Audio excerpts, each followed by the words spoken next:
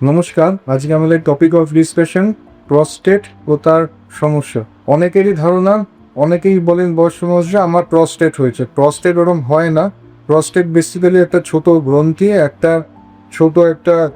Almond শেপের গ্রন্থি বলি সাইজের, যেটা আমাদের হাতে বুড়ো আঙুল যেটা সেই রকম সাইজের একটা গ্রন্থি, যেটা আমাদের মূত্রথলির নিচে আমাদের ইউরেপসা যেটা মূত্রনালী তার চারপাশে জড়িয়ে থাকে। এর মেন কাজ হচ্ছে আমাদের যেটা বীর্য রস, সেই বীর্য রসটাকে সাপ্লাই দেওয়া, যাতে আমাদের যেটা শুক্রাণু সেগুলো যাতে ঠিকঠাক কাজ করে।